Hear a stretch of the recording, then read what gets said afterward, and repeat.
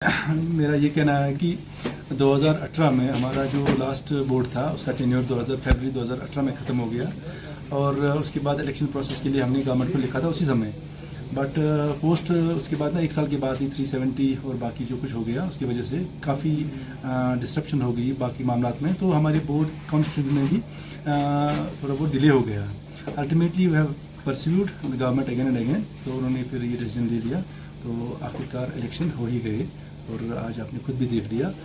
एक free and fair election के तौर हमारे पास जो इलेक्टेड बॉडी मेंबर्स की वो आ गई है बैंक में। ये बहुत ज़रूरी था क्योंकि ये आरबीआई की रिक्वायरमेंट है। रिजर्व बैंक जो है ना इलेक्टेड बोर्ड के बिना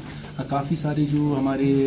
एक्सपेंशन प्लान्स होते हैं, ब्रांच एक्सपेंशन के या एरिया पॉपुलेशन एक्सपेंशन के या एटीएम्स लगाने के या टेक्नोलॉजी जितना भी है ना, उसके लिए इलेक्टेड बॉडी बहुत ज़रूरी होती है क्योंकि इलेक्टेड बॉडी की जो रेजोल्यूशन होती है वो ज़्यादा वैलिड होती है एज़ कम्पेयर टू जो गवर्नमेंट नॉमिनेटेड बोर्ड होता है। देयरफॉर ये जो गवर्नमेंट ये जो इलेक्टेड बोर्ड होता है इसमें काफ़ी एक्ट का पावर होता है और उसकी रेजोल्यूशन बहुत ही वैलिड होती है। तो इलेक्टेड बोर्ड चूँकि अभी आ गया है, आगे आप देखेंगे हमारे ब्रांच एक्सपेंशन होंगे और हमारा जो एरिया पॉपुलेशन श्रीनगर में अब हम अभी प्लान कर रहे हैं, श्रीनगर, बडगाम और गांदरबल, उसके बाद पूरी वैली के लिए, और उसके लिए हमें बहुत ज़्यादा ज़रूरी थी इसकी। आज की डेट में 5 ब्रांचें हैं, 2 सोपुर में है, 1 बारामूला में, 1 बांडीपुरा में और 1 कुपवारा में। और आगे हमारा प्लान है हमारे पास ना, मैं अभी इनफैक्ट वो बना ही रहा था जो हमें जो बाकी जो एरियाज जिनके नाम में ब्रांचेस ओपन करनी है, तो वो हमने प्लान बना रखा है जो अभी इस बोर्ड से वेट कराएंगे। उसमें डांगरपुरा में एक ब्रांच ओपन करना चाहते हैं, संग्रामा सोपुर में, कुंजर बारामूला में, उरी बारामूला में, हंदवारा में, टंगडार टिटवाल में भी, गुरेज में, सोनावारी डिस्ट्रिक्ट बांडीपुरा में, और बडगाम, श्रीनगर और गांदरबल के लिए हमने प्लान बना रखा है कि ब्रांच एक्सपेंशन का। और साथ साथ में एरिया पॉपुलेशन भी हम पूरी वैली का करना चाहते हैं। और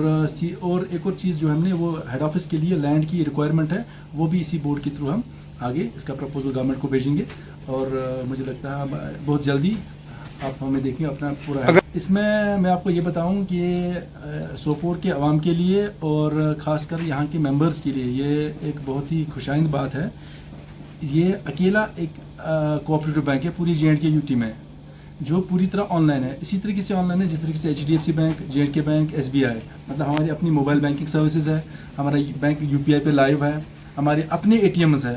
5 ब्रांचेस में 5 ही ATM है, लेकिन अपना ATM नेटवर्क है। जम्मू एंड कश्मीर बैंक के बाद हमारा बैंक दूसरा बैंक है जिसने अपने ATMs लगाए यहाँ पे। जो जे.एंड.के बैंक, जो जम्मू कश्मीर UT के जो हेडक्वार्टर्ड बैंक है, जो यहाँ के बैंक है, वो उनमें से 9 कोऑपरेटिव बैंक है, 1 कमर्शियल बैंक है जो जे.एंड.के बैंक है, और 2 ग्रामीण बैंक है। इन सारे बैंक को मिला के जिनका अपना ATM नेटवर्क, जिनने अपनी ATM लगाए, एक तो जम्मू एंड कश्मीर बैंक ने लगाए, उसके बाद हमारे बैंक ने लगाया, और उसके बाद स्टेट कॉर्पोरेट बैंक ने कुछ ATMs लगाए हैं। तो ये इस मामले में हमारे जो मेम्बरान हैं उनके लिए ये फ़ख्र की बात है, सोपुर के अवाम के लिए फ़ख्र की बात है, तमाम हमारे मेम्बरान और जहाँ पे भी हमारे अकाउंट होल्डर उनके लिए फ़ख्र की बात है कि हमारा बैंक उसी तरीके से ऑनलाइन है जिस तरीके से बाकी और बैंक ऑनलाइन है, और कोई कॉर्पोरेट बैंक ये वाली सर्विसेज प्रोवाइड नहीं कर रहा जो हम प्रोवाइड कर रहे हैं।